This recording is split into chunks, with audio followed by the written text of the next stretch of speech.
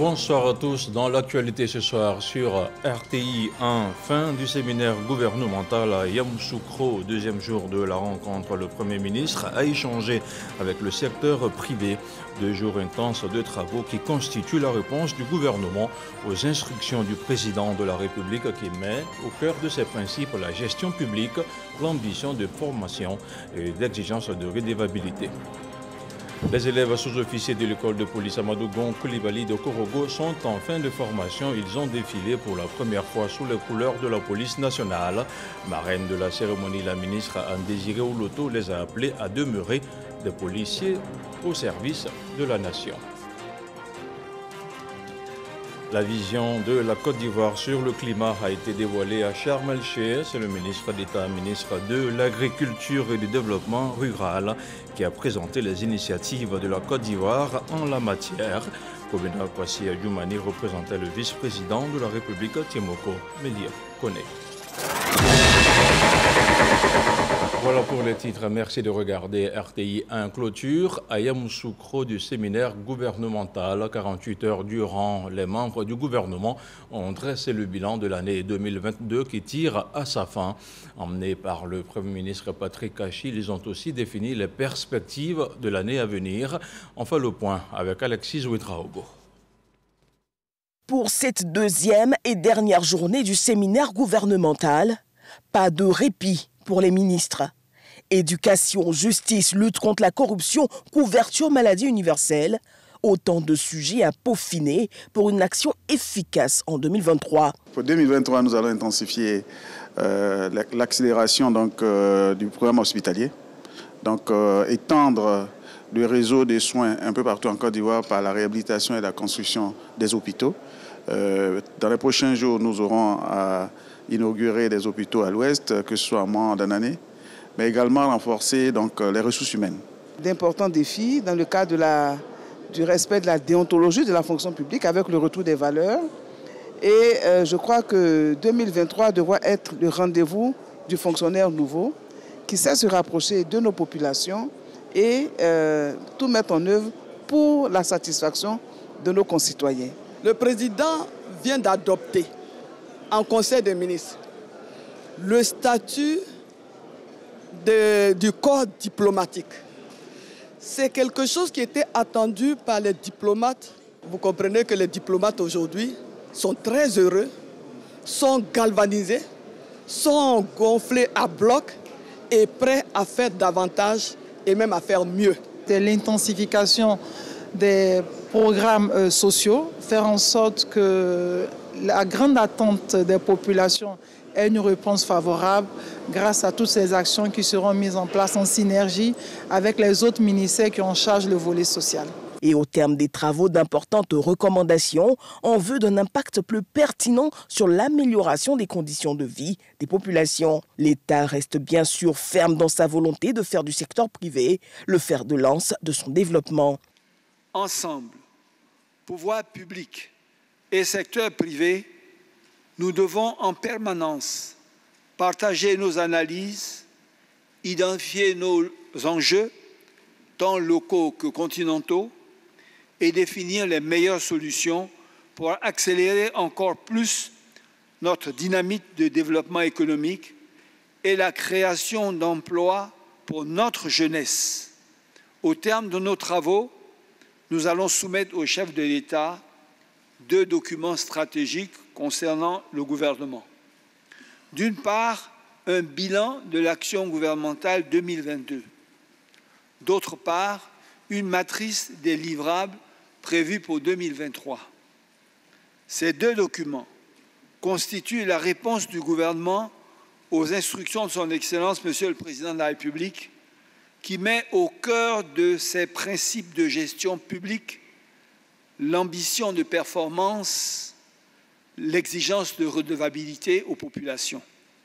Intensifier enfin dans la communication de l'action gouvernementale, cela impliquera un engagement plus fort et régulier des ministres sur le terrain, dans les médias, sur les réseaux, afin de mieux expliquer notre cap, mieux valoriser nos multiples réussites et mieux partager notre ambition pour l'avenir des Ivoiriens.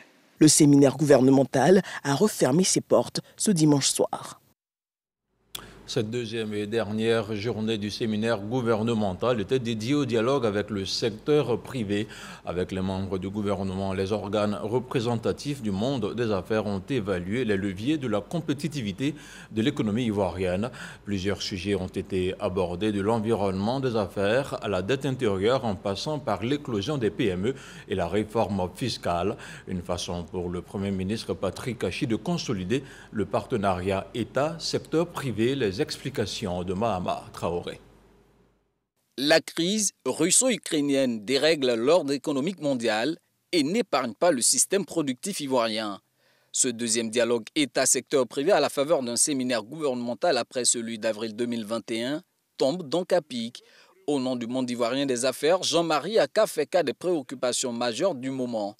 Notamment la réforme du Fonds de développement de la formation professionnelle, FDFP, pour en faire un vrai outil de formation des ressources humaines adaptées aux besoins des entreprises, l'implication réelle du secteur privé dans l'élaboration de l'annexe fiscale, le paiement des arriérés des établissements scolaires privés nécessite, nous le pensons, des réponses urgentes. Permettez-moi d'insister sur l'urgence de mesures énergiques et audacieuses pour favoriser l'éclosion et le développement des PME qui composent l'essentiel de notre tissu économique et sont les plus exposés aux multiples crises que nous traversons depuis la pandémie de Covid-19. Prenant la pleine mesure de la situation, Patrick Kachi réitère la volonté du gouvernement d'aider le secteur privé à surmonter les obstacles à sa compétitivité. Je vous l'assure donc, avec force et avec clarté, l'État poursuivra intensément ses efforts de soutien et de promotion de nos entreprises, de nos PME et de nos entrepreneurs. Aujourd'hui comme demain, il s'agira pour le gouvernement de bâtir un partenariat d'excellence entre pouvoir public et secteur privé où les entrepreneurs et les entreprises sont impliqués pleinement dans la construction des écosystèmes qui participent au succès de leur business. Ce soutien se fera au moyen du dialogue permanent et constructif, assure le chef du gouvernement, mais aussi par des actions concrètes déjà initiées cette année, telles que la réduction du délai moyen de paiement des mandats pris en charge par les comptables publics, le lancement de l'applicatif e-fournisseur pour plus de transparence dans le processus de décaissement ou encore le programme économique pour l'innovation et la transformation des entreprises Pépite Côte d'Ivoire 2030. En 2023, ce cap sera maintenu. Pour 2023, année charnière qui sera très exigeante sur le plan macroéconomique mondial, il nous faudra toujours faire plus fort et plus vite pour tenir et aller encore plus loin ensemble, vous et nous. Il nous faut ainsi poursuivre l'amélioration de l'environnement des affaires pour le rendre toujours plus attractif et fertile, de l'encadrement et de l'appui aux opérateurs privés, de la productivité et la compétitivité des secteurs agricoles et industriels, du système financier et de la finance inclusive, des infrastructures de soutien à l'investissement privé. Toutes ces actions visent à bâtir un partenariat solide et fructueux dans une Côte d'Ivoire où le secteur privé national comptera pour 75% du volume global d'investissement et 30% du produit intérieur brut en 2030. Et à l'issue de la clôture des travaux, nos envoyés spéciaux ont recueilli quelques réactions de participants que je vous propose d'écouter. Ce qui nous concerne, c'est en particulier les problématiques d'ordre fiscal, de compétitivité donc, du secteur privé. Mais je crois que globalement, l'ensemble du gouvernement est impliqué dans les dispositions à prendre pour faire en sorte qu'on accélère la création de richesses en Côte d'Ivoire. Selon les orientations de M. le Premier ministre, nous devons travailler à renforcer la surveillance de marché, à protéger le pouvoir d'achat des populations et également à opérationnaliser très rapidement les nouveaux outils que nous venons de mettre en place pour la promotion des PME, notamment le guichet unique de développement des entreprises, et poursuivre aussi notre politique de promotion des zones industrielles en attirant le secteur privé à investir dans les zones industrielles. Il y a une amélioration, même pour ce qui est du paiement des dettes des entreprises du secteur privé, mais il y a une grande satisfaction par rapport à la demande qui avait été faite et Aujourd'hui, c'est encore une nouvelle volonté de faire mieux pour que nos entreprises se portent bien, puissent effectivement vaquer à leurs occupations.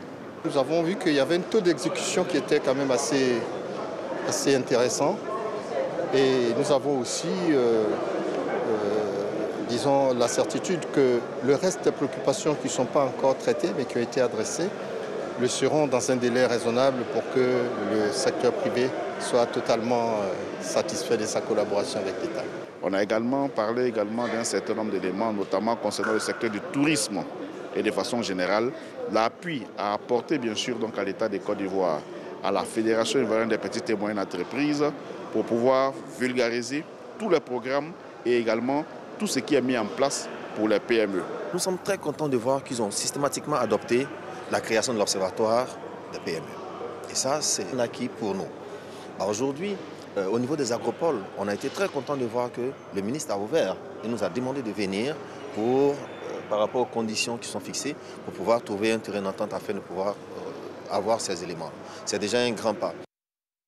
Des réactions recueillies par Mahama Traoré. Et le dimanche, jour du Seigneur, chez les fidèles chrétiens, a été mis à profit par le chef du gouvernement pour prendre part à la messe au sein de la basilique Notre-Dame de la Paix de Yamoussoukro. Patrick Achi avait à ses côtés plusieurs membres du gouvernement. Ensemble, ils ont prié pour la bonne marche de l'action gouvernementale et la paix en Côte d'Ivoire. Reportage. Au sein de l'imposante basilique de Yamoussoukro, ce samedi soir, en marge des travaux du séminaire gouvernemental, le Premier ministre Patrick Achi, à ses côtés plusieurs membres du gouvernement, marque une pause pour prier. Reconnaissance à Dieu pour l'exercice 2022, mais surtout pour les nombreux challenges à relever en 2023. Dans son homélie, le prêtre officiant Père Franck Alatin, recteur de la basilique, exhorte à l'amour du travail bien fait, à être sur terre, les bras et les pieds du Seigneur pour partout apporter aux autres toujours un peu plus de bien. La messe a été aussi l'occasion de prier pour la paix dans le monde. Un reportage signé Alexis Ouedraogo. Le ministre Kobena Kwasi Adjoumani est quant à lui en Égypte. À Sharm el-Sheikh, il représentait le vice-président de la République de Côte d'Ivoire. Au nom de Timoko Méliet Koné, il a fait une déclaration sur l'initiative Climat, Action et Nutrition. Le compte-rendu de nos envoyés spéciaux, Grace Kando et Adama Sangaré. Accélérer les progrès en matière de climat et améliorer la nutrition des populations, surtout les couches vulnérables, telle est la nouvelle initiative lancée à la COP27 par le gouvernement égyptien et l'Organisation mondiale de la santé. Plusieurs pays ont été invités à adhérer à cette initiative dénommée Climat, Action et Nutrition ICAN. Pour le ministre d'État Kobena Kwasi Adjoumani, représentant le vice-président de la République de Côte d'Ivoire, cette vision cadre avec celle du président de la République qui a posé deux actions importantes en Côte d'Ivoire en 2022. Celle d'avoir conduit en sa qualité de champion de l'Union africaine pour le suivi de la mise en œuvre de l'agenda 2063, le plaidoyer auprès de ses pairs en vue de faire de 2022 l'année africaine de la nutrition avec un accent sur le renforcement de la résilience nutritionnelle et la sécurité alimentaire, et celle d'avoir conduit les travaux de la 15e conférence des partis pour la lutte contre la désertification et la sécheresse tenue en mai 2022 à Abidjan, qui a abouti au lancement du programme Héritage. Ce programme est un appel à l'action urgente, structurée et coordonnée pour un développement durable prenant en compte les enjeux alimentaires et nutritionnels. Pour rappel, le vice-président de la République de Côte d'Ivoire, Timoko Méliet Koné, en sa qualité de chef de la délégation ivoirienne à la COP27 et de président du Conseil national pour la nutrition, l'alimentation et le développement de la petite enfance, a donné le ton lors de la rencontre sur la nutrition, le climat et son financement le mardi 8 novembre dernier. Retour à Abidjan et on met le cap sur l'Assemblée nationale devant les députés et les ministères en charge de l'hydraulique, des eaux et forêts, de l'environnement et du développement durable ont présenté leur projet de budget 2023. Après les amendements et suggestions des groupes parlementaires, les budgets ont été adoptés. Nous relate ici Didier Nguessan. L'exercice est pédagogique et inclusif. D'un côté, les députés de la Commission économique et financière de l'Assemblée nationale. De l'autre, les ministres Bouaké Fofana, en charge de l'hydraulique, de l'assainissement et de la salubrité, qui représentait également son collègue de l'environnement et du développement durable, et Sansan Kambilé, dans le costume de ministre des eaux et forêts pour la circonstance. Ce ministère a exécuté en 2021 95,22% des 41 milliards de francs CFA qui lui avaient été alloués. Pour 2023, il prévoit un budget de 44,39 milliards de francs CFA. La stratégie du ministère des Eaux et Forêts pour la mise en œuvre de sa mission se décline en 4 objectifs globaux, à savoir promouvoir une administration des eaux et forêts moderne et performante, reconstituer et stabiliser le patrimoine forestier, reconstituer et préserver la biodiversité faunique, assurer une gestion rationnelle des ressources en eau pour la satisfaction des besoins des différents usagers. À l'hydraulique, 2023 verra l'adduction en eau potable des zones périurbaines et la construction de décharges contrôlées. Autant de projets qui nécessitent un budget de 350 284 158 francs CFA. 97% de cette dotation vont servir à financer les investissements. Il s'agira donc de mobiliser les ressources nécessaires pour les indemnisations des personnes affectées par les projets, de poursuivre la réalisation des schémas directeurs d'assainissement et de drainage à l'intérieur du pays, de poursuivre la préparation du code de l'assainissement, d'intensifier la sensibilisation des populations contre les nuisances de tout genre, de réengager la lutte contre les sachets plastiques. Enfin, le ministère de l'Environnement et du Développement durable prévoit 33 655 millions de francs CFA pour améliorer le cadre de vie des Ivoiriens. Ce vote à l'unanimité nous engage, en tant que ministre sectoriel, de mettre les bouchées doubles, de faire tout ce que nous pouvons pour réaliser les projets qui ont été promis par le gouvernement. Selon le ministre du Budget et du portefeuille de l'État, le budget des eaux et forêts ces dernières années a connu une hausse de 22%. La preuve de l'intérêt du gouvernement à protéger la forêt ivoirienne. Renforcement de la sécurité, je vous le disais en ouverture de cette édition, 1263 nouveaux sous-officiers de police sont sortis à Korogo. Ils ont défilé pour la première fois et cela de façon officielle sous le regard de leurs proches. Le général Bagondo Diomandé et la ministre Anne-Désirée Ouloto les ont invités à être des modèles de bonne conduite. Léon Bro. 1272 au départ, la promotion 2021-2022, la deuxième de l'école de police Amadou Gonkoulibaly de Korogo, apte à servir avec 9 sous-officiers de police en moins. 2 décès, 3 redoublements, 4 radiations. La bonne conduite d'un élève policier ne doit pas être négociable et ne sera jamais négociable. Je salue donc les décisions de radiation qui ont été prises à l'encontre de 3 des vôtres. Ils ont été radiés pour vol, ils ont été radiés pour détention et consommation de drogue. Des faits qui sont parfaitement intolérables pour tout citoyen, a fortiori pour un élève policier. Un autre élève a été radié pour faux diplôme. Ces 1263 nouveaux sous-officiers de police, dont 154 femmes, donc félicités pour leur mérite par la marraine, la ministre de la fonction publique, Anne-Désirée Ouloto, et le ministre de l'Intérieur, Bagondo Diomandé. En leur remettant les épaulettes, insigne de leur grade, tous deux fixent à ces nouveaux fonctionnaires de police les attentes du gouvernement. Travailler selon le code de bonne conduite à améliorer l'image de la police nationale. Chers fidèles, vous devez rester ferme dans l'application des lois, disponible pour les usagers des services de police, débordant de charité pour quiconque sollicitera votre secours et surtout, soyez professionnels dans l'application des consignes de travail que vos chefs vous donneront. Rappelez-vous que qui se réfère à sa hiérarchie ne se trompe jamais.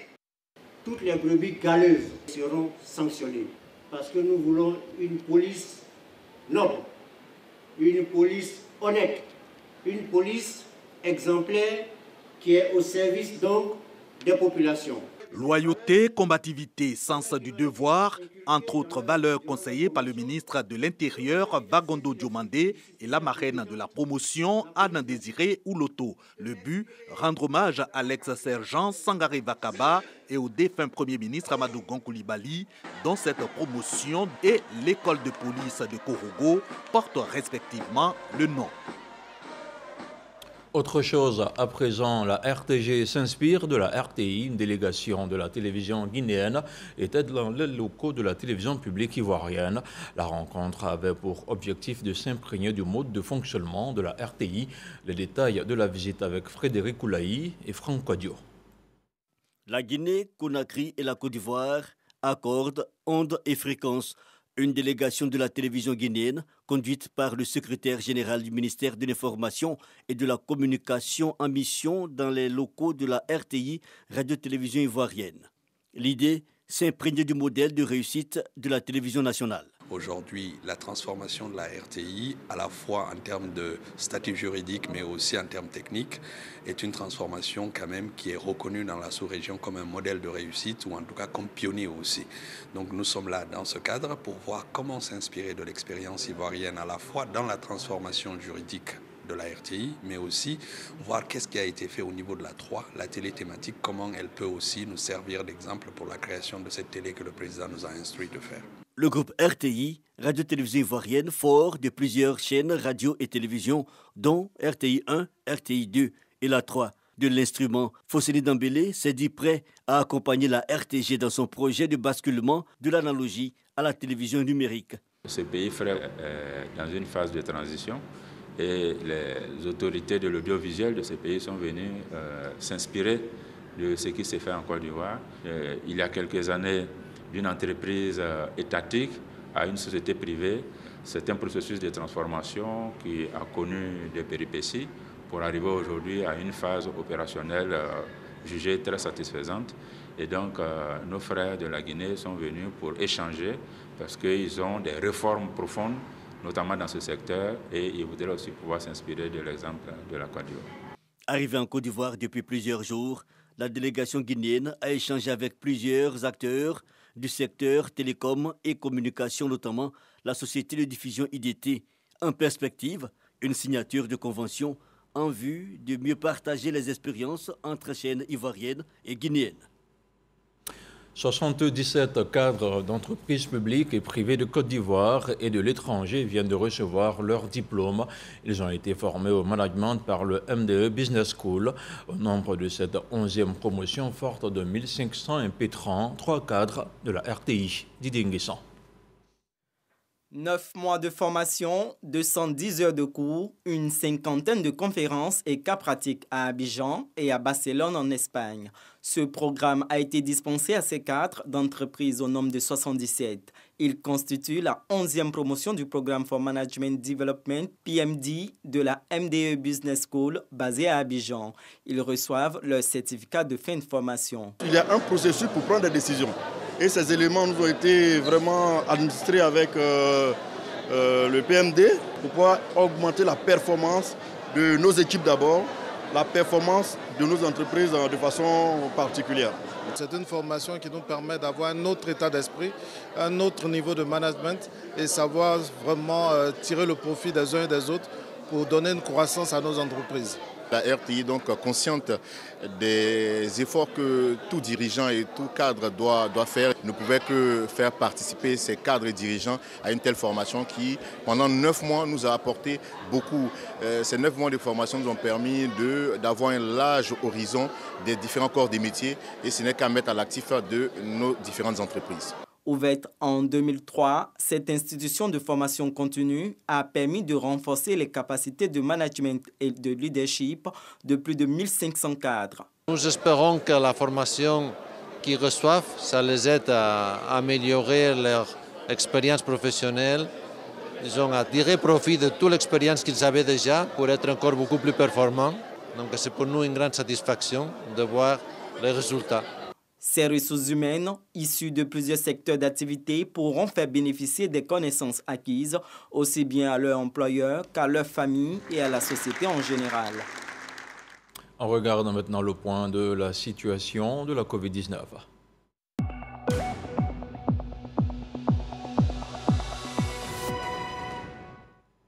Le ministère de la Santé et de l'Hygiène publique et de la couverture maladie universelle a enregistré ce dimanche au 13 novembre 6 nouveaux cas de COVID-19 sur 406 échantillons prélevés, soit à 1,5% de cas positifs de guéris et 0 décès. À la date de ce 13 novembre, la Côte d'Ivoire compte donc 87 860 cas confirmés, dont 87 015 personnes guéries, 829 décès et 14 cas actifs. Le nombre total d'échantillons est d'1 648 649. Le 12 novembre, 42 114 doses de vaccins ont été administrées, soit un total de 21 555 170 doses du 1er mars 2021 au 12 novembre 2022. Le ministre de la Santé, de l'Hygiène publique et de la couverture maladie universelle invite toutes les personnes de plus de 12 ans à se faire vacciner. Il rappelle que le vaccin contre la COVID-19 est gratuit et volontaire. Le Dimanche Magazine de RTI 1 recevait aujourd'hui la directrice des établissements privés et de professions sanitaires de Côte d'Ivoire. Avec Herman Guivet, le docteur Marie-Joseph Biti a parlé de l'opération Zéro clinique illégale d'ici à 2025, une opération qui consiste à assainir le secteur privé. On l'écoute. Nous avons pu constater, suite à une étude qui a été menée par le ministère lui-même, qu'il y a 81% d'établissements sanitaires privés illégaux. Nous avons environ 280 établissements qui sont dans la légalité. Ce sont des établissements qui ont donc les papiers. Tout le reste n'ont pas les documents nécessaires à un exercice légal, à une exploitation et à une ouverture de l'établissement dans les meilleures conditions. Monsieur le ministre a donné cette opportunité aux établissements illégaux de se régulariser et pour cela, une campagne de régularisation administrative est lancée. Cette campagne de régularisation administrative s'arrête le 9 décembre. Après le 9 décembre, nous allons procéder à des contrôles intensifs. Pour exercer en toute légalité, déjà, il faut faire la demande à Monsieur le ministre. Et maintenant, nous avons deux procédures. Une procédure manuelle, physique, d'instruction du dossier, et nous avons aussi une procédure digitale à travers donc le site www.deps.santé.gouv.ci. Si la visite de conformité par rapport aux dossiers qui sont donnés est positive, alors nous allons aller vers l'arrêté portant délivrance d'une autorisation. Ce qui pourra empêcher qu'on délivre ce papier, c'est une attestation de conformité non favorable. Ceux qui ne sont pas concernés, en réalité, ce sont ceux qui ont déjà un arrêté qui a été délivré à l'époque et qui est sans limite de validité. Monsieur le ministre a bien voulu lancer l'opération Zéro clinique illégale d'ici 2025 afin que nous puissions assainir le milieu. La population en a besoin, nous en avons tous besoin. Et pour votre gouverneur, il est bon de savoir que les marchés de Côte d'Ivoire seront bel et bien ouverts demain, lundi. La FENACSI, la Fédération nationale des acteurs du marché, sinon du commerce de Côte d'Ivoire, a levé ce dimanche son mot d'ordre de grève. La décision fait suite, selon le PCA de la fêtière Soumaoro Farikou, aux négociations fructueuses avec le Premier ministre Patrick Kachi et le ministre du Commerce. Des négociations qui se sont déroulées samedi à Yamoussoukro en marge du séminaire gouvernemental. La déclaration a été recueillie par Michel Mambo. A abouti à la naissance de deux décisions capitales. La FENACSI continuera de soutenir le gouvernement contre la cherté de la vie et s'engage à faire respecter les prix sur les marchés auprès de ses adhérents. Le ministère en charge du commerce poursuivra ses activités dans le cadre de cette lutte en relation avec les commerçants et les consommateurs. La 4e Assemblée générale extraordinaire de la FENACSI sur la cherté de la vie décide la suspension du mot d'ordre de la fermeture des espaces marchand sur l'étendue du territoire national prévu pour lundi 14 novembre 2022. Les remerciements de la FENACHI à Monsieur le Premier ministre, à Monsieur le ministre du Commerce, de l'Industrie et de la Promotion des PME et au gouvernement ivoirien pour le caractère apaisé et de confiance dans lesquels les négociations se déroulent. Place maintenant au 7 sur 7, le tour du monde de l'actualité préparé par Franco Quadio.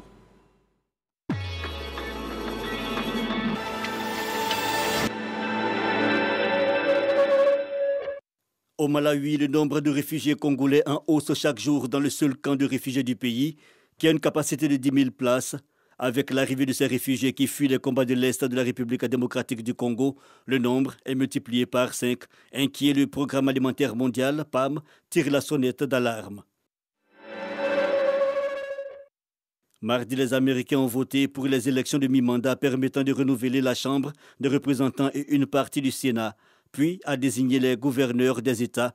Le Parti démocrate remporte la victoire sur les républicains en conservant le contrôle du Sénat des États-Unis avec 50 sièges sur 100. Omar El-Béchi avait été discrètement transféré pour raison de santé dans un hôpital privé de Khartoum après le putsch du général Abdel Fattah al-Burhan en octobre 2021. Mais l'ex-leader soudanais doit retourner en prison selon une décision rendue mercredi par les autorités judiciaires. La France a décidé de suspendre l'accueil prévu cet été de 3500 réfugiés actuellement en Italie. Une décision prise en guise de protestation contre le refus de l'Italie d'autoriser l'Ocean Viking, le navire humanitaire, à accoster sur son territoire. Le Tchad a échappé aux sanctions du Conseil de paix et sécurité de l'Union africaine lors d'une session extraordinaire du 11 novembre à Addis Abeba. Le président de la commission de l'organisation, Moussa Faki, demandait de sanctionner les autorités tchadiennes, mais après des tractations sur la question, Moussa Faki n'a pas été suivi par les États membres du Conseil paix et sécurité de l'Union africaine, UA.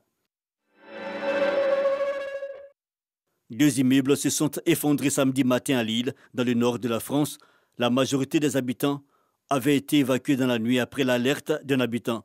Le bilan, un mort selon les secours. Le gouvernement éthiopien et les forces tigréennes ont signé une déclaration commune sur la mise en œuvre de l'accord de cessation des hostilités signé le 2 novembre à Pretoria, un accord où les deux parties acceptent le retour de l'aide humanitaire.